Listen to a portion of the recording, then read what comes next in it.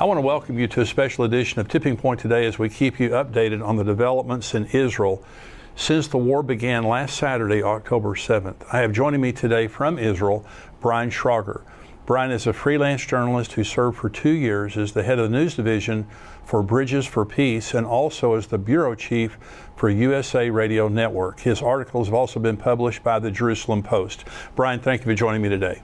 It's great to be with you. Thanks. Well, you are right there in the middle of everything. Kind of give your overview of what's happening. This is Tuesday, October the 10th, right now when we're doing this interview. So tell me what's going on in Israel right now. It's about 5 in the afternoon your time?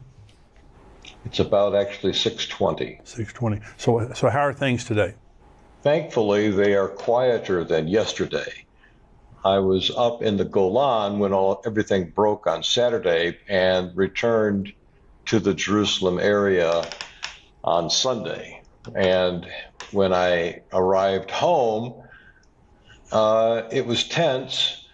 But yesterday, Monday, there were 2 sirens and rocket warnings. There were rockets launched right overhead here. And so the siren goes off. Everyone in the Jerusalem area hears it. You have about 30 seconds, maybe, to find shelter. And then there were these boom, boom. I mean, it just shakes everything. And so there were rockets being fired by Hamas toward Jerusalem. In the first volley, I don't think anything hit. In the second volley, there were rockets there was a rocket that hit just west of Bethlehem. Bethlehem's very close to Jerusalem. And there was another rocket that actually hit a mosque in Abu Ghosh, which is a very popular place for Israelis because in Abu Ghosh there's always been a very warm relationship between Arabs there and Jews. So a lot of Israelis go there to eat. But anyway, at the mosque there, they hit a mosque. So wow. That's what happened yesterday. So anyway, it's been interesting because to actually hear the alarm go off or the siren, you know exactly what's coming. You know there are rockets on the way.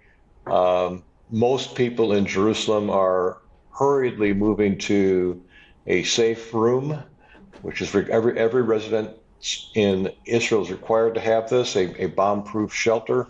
And most people now have them in their homes. They have a room that's specially reinforced where they shut the door. And they hide out there. They're supposed to stay there for like 10 minutes.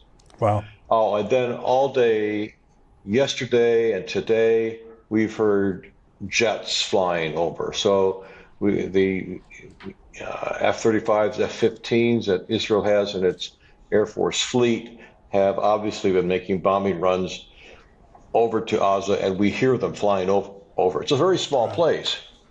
As the crow flies from Jerusalem, it's maybe 80 kilometers to Gaza, so that's 50 miles? It's pretty close. So in this invasion that took place on Saturday of all 1,000 terrorists that broke through the fence and the wall and came into Israel, there was the pretense of that from the Palestinians that they were trying to prevent the demolition of Al-Aqsa, I guess the Al-Aqsa Mosque. And from an American perspective, from our perspective, and I think this is a lot of the world's perspective, that it was about Saudi Arabia and Iran. What do you believe, and what's being said in Israel about the impetus for all this? Well, Hamas has always been very, very motivated by its religious beliefs, by Islam. And it frames everything in terms of defeating Israel in religious terms, in terms of getting the Jews out of the land because they don't belong there. And so all of this is to honor Allah. One thing I think a lot of Americans don't realize is when they hear Allahu Akbar, they tend to think, because mainstream media will say this means God is great. But it doesn't mean that. What Allahu Akbar means, and you hear this over and over and over again, it means Allah is greater. Oh. Yes? Yeah. So if Allah is greater, then it's a proclamation that our God is greater than your God or any other God. And so we hear this here, depending on where you live, and I happen to live near several mosques, so I hear this 4 or 5 times a day, beginning at about 4:30 in the morning, the Allahu Akbar chant. The Islamic call to prayer is broadcast from muezzins, which are the tall towers that stick up from mosques wherever Islam is located in the Middle East. And here in the Middle East, in Israel, they broadcast it in the open air. So you're getting Allahu Akbar and the Islamic prayers basically forced on you 5 times a day, beginning at about an hour before sunrise. So right now that's like 4:30, 5 o'clock here. Oh yeah, every time we've been in Israel, you hear that constantly through the day, and they want you to hear it, of course. Of course they do. Yeah. Yeah, that's right. What is the feeling in Israel right now related to the danger level? Obviously, you know they're lobbing missiles from Gaza towards you guys, where they were yesterday. It seems as though they're being decimated in Gaza by the IDF right now. But Hezbollah, you were saying that when you were driving back from the Golan, all the reservists were headed up toward the northern border and the Lebanon, Syrian border. What is the feeling in Israel right now regarding the safety level and specifically Hezbollah and the threat represented there? Everybody here is very concerned. I mean, this just exploded overnight. Nobody saw this coming, and I think you can argue that most Israelis have some level of PTSD, right? Post-traumatic stress disorder, because of things they've experienced in many wars. Family members have been in battles. Everybody knows somebody who's been killed or injured by a terrorist attack. So this has a very visceral impact on Israelis. It's very common right now to hear, for example, that I can't work, I can't think, I keep going back to the news. And I am feeling this myself. I try to do something and I find myself, no, I've got to go check the news. I've got to go look at Twitter. I've got to see what's happening. Yeah. And in fact, one of the big risks is that Hezbollah might jump in.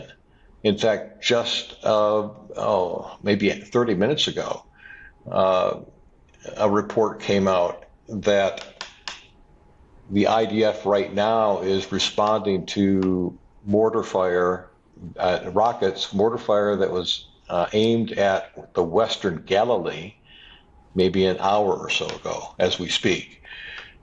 So Hezbollah has clearly been, it's kind of acted like a mosquito. You know, it's poking up there to see what the response is. You know, will it be slapped down or not?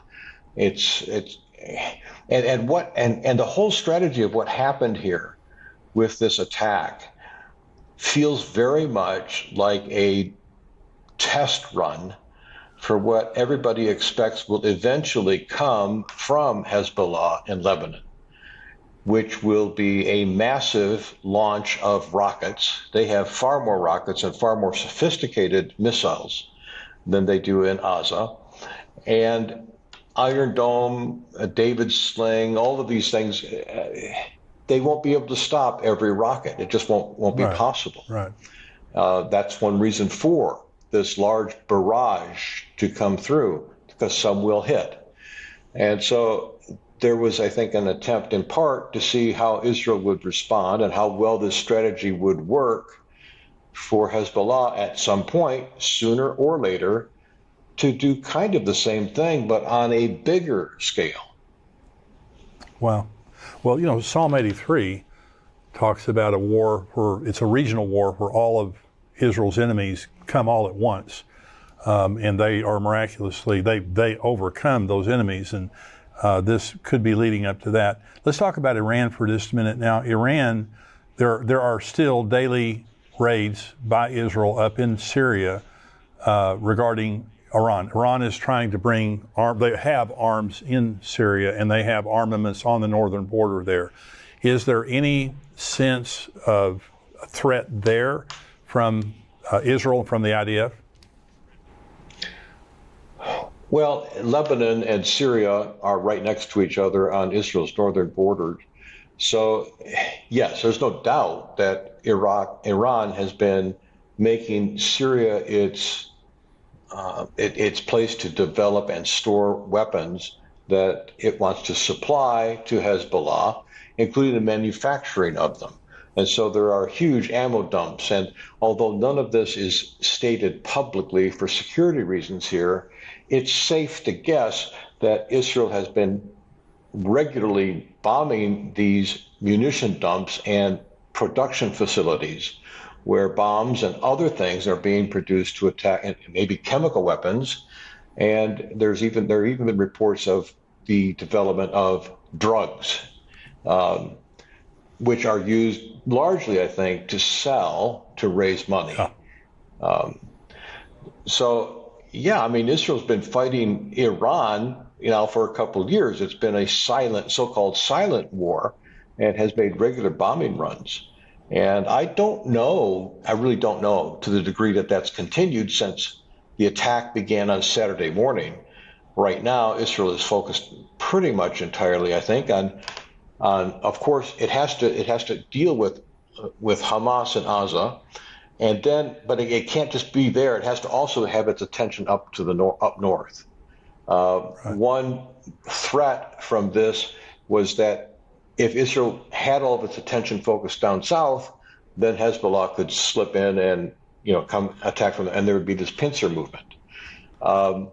So that's why when I drove back from the Golan on Sunday, we saw hundreds and hundreds of automobiles in makeshift parking lots, which are cars that are owned by Israelis who've been called up from reserves to serve in the IDF. And clearly, there are a significant number of those troops that are up north, as well as, of course, going down south to Gaza. Well, leading up to this, Israel has been in crisis for the last year or so regarding the judicial reform specifically, and other issues. But the judicial reform has caused the riots and just the polarizing of politics there in Israel. How much of that do you think led up to Israel being distracted from Hamas and their enemies? Well, clearly what happened began on Saturday, is something that was in the works for a long time, perhaps as much as a year. If in fact it began a year ago, that was before the Netanyahu government came into power, the new coalition. However, clearly the division here in Israel has been so visceral and so sustained that foreign press, especially when you look at publications, foreign press in Iran, they have gloated over Israel's imminent demise, thinking, okay, it's finally falling apart. And so there has been a perception of weakness. And it's very, very likely that this was seen by the people behind this operation as an opportune time to launch an attack. And so with Israel's vulnerable right now. And it seems as though largely the West has supported Israel's right to defend herself, not given any sympathy to Hamas and to Hezbollah and to Iran. However, there are celebrations going on around the world right now, and there are nations that are supportive of the Palestinians. Now, the deal with the Saudis was warming up, getting to a seeming conclusion of normalization between relations between Israel and Saudi Arabia, which would be huge. I mean, it's huge for the economy of Israel. It's huge for the security of Israel, all of those things. And so the perception is Iran orchestrated this to disrupt that process. At least that was part of the reason for it. And I saw yesterday where Saudi Arabia has condemned Israel. Saudi Arabia basically has blamed Israel for the attack, saying if you weren't occupiers and oppressors, this wouldn't have happened to you. So what's going on with Saudi Arabia? Well, my read of the situation is that King Salman, who's very old right now, he's clearly been a strong supporter of the Palestinians, but for several years he's been handing power over to MBS, Mohammed bin Salman. Right. And Mohammed bin Salman is a reformer. He's bringing all sorts of changes into Saudi Arabia. So I think the driving force behind this move toward normalization with Israel is coming from MBS, Mohammed bin Salman. But he has to honor his father and also that sentiment in Saudi Arabia, which is pro-Palestinian. So everything here has to be filtered through these kinds of political realities, right? And that's one reason sometimes you'll hear Israel, in fact, will hear very, very harsh rhetoric and then interpret it, okay, they have to say this for other reasons. And the reality of what we hear in public and what actually happens behind the scenes are often very different things. Yes. Now, what's interesting is that for the first time ever, Hamas has employed a tactic where for some time they've deliberately led Israel to believe that they were becoming an entity that Israel could tolerate. We don't want to fight. We want our people to have jobs. We want to have the borders open. And for its part, Israel has not wanted to go in and run Gaza. They just don't want to do it. Yeah. And so, as with Fatah in the West Bank or Judea, Samaria, the Palestinian territories, there is an uneasy peace because Israel wants somebody to run it other than Israel. So, what Hamas did this time, this deception, is so and when you combined also with tactics like the tactic of air gliders coming in. We had terrorists coming in on air gliders, and that's how one way they got into Israel proper and began killing people in their homes and in the fields here. All of this looks like something that has been orchestrated by the outside. It's such a sophisticated strategy that, of course, most believe that Iran is the guiding hand in all of this. By the way, I should also say that most people may not know this, but Iran has been funding Hamas and its sibling terror organizations to the tune of at least $100 million a year for several years. Wow. Benjamin Netanyahu, Prime Minister, he has a very fragile coalition. Is there support for him today as Prime Minister? Yes, and that's one thing that's very, very encouraging and interesting here in Israel. The division here has been severe. The opposition and then the coalition government, all at once. Israel has come together. Nobody's saying we won't fight. And it's almost certain that there will be a so-called emergency coalition government, which means Lapid and the former prime minister and Benny Gantz, who also probably could become prime minister, they are willing to join the Netanyahu government. And Avigdor Lieberman is as well. And in order to have a united and coordinated strategy acting as one during the time of war. And this is a war that could last a while. Yeah. Well, I want to thank you for being with me today. Now, we'll be talking in the